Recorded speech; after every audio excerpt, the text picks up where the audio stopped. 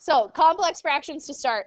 I would not flip and multiply, okay? I'm going to show you a way that in the long run is going to make it easier because these get harder. They start out really easy, okay? And yes, you can flip and multiply, but don't do it, all right? It's going to get harder and you won't be able to flip and multiply when it gets harder. So do it the way I'm showing you, all right? I promise it'll pay off in the long run, and there's a reason. So I have m over p, and then this lovely fraction bar here, and then z plus x over p. What you want to do is look at your denominator, okay? They're the same. Eventually, they won't be the same, okay? And you find a common denominator. In this case, it's p, because they're both p, all right? And what I'm going to do is multiply by p over 1 and p over 1 in the top and the bottom, all right? So I'm multiplying by p over 1 and p over 1. So why is this legal? Well, p over 1 is just p, and p over 1 is just p, and p over p is just 1, right? And so I'm not changing the value of the expression because I'm really just multiplying by 1, all right? So what is really cool is it cancels my fractions and makes them not complex, okay? Complex fractions are just fractions within fractions. All right, what happens here when I multiply like top to top and bottom to bottom is the p's cancel. You get m over 1, which is just m. Neat, okay?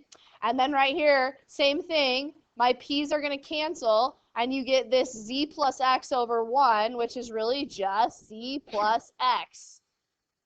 And that's your answer. This gets harder, which is why I'm showing you. I know you're like, I could do that in my head, all right? But it gets harder, so you got to start to know, like, the process, all right, of what we're doing.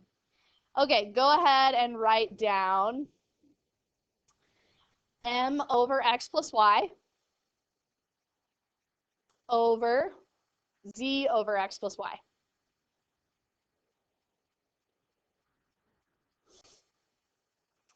So you look at both denominators, and you're going to multiply the top and the bottom by the common denominator. The common denominator is x plus y, right? So I'm going to multiply by x plus y over 1, and in the bottom, x plus y over 1. All right, again, legal math because I'm really just multiplying by 1, so it doesn't change the value, and it becomes super easy because this cancels, and I'm left with m over 1, which is just m, and this cancels. I'm left with z over 1, which is just z. Yes.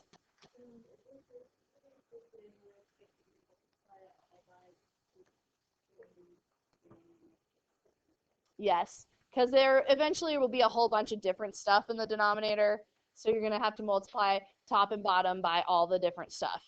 Okay, this one's like a little bit harder, so let's try this one. So I've got m over p plus 3 over zp all over s over p.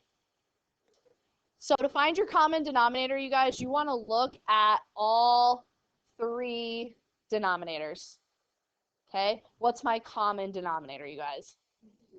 ZP. So you have to have like at least everything and multiply it all together. So I'm going to multiply the top by ZP over 1 and the bottom by ZP over 1.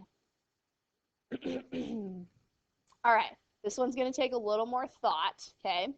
So when I multiply here to here, you need to think in your head what is going to cancel, you guys. Just the P, and you have a Z left times an M. So we get MZ right there. Okay, plus. Now I'm going to distribute and multiply it to this term. So I rewrote the plus. Now I'm multiplying here to here. What cancels? The ZP does, so I just have a plus 3. Okay, that's the numerator. So you got to distribute it to each. Okay, in the denominator here, I'm multiplying these. What cancels when we multiply this times this?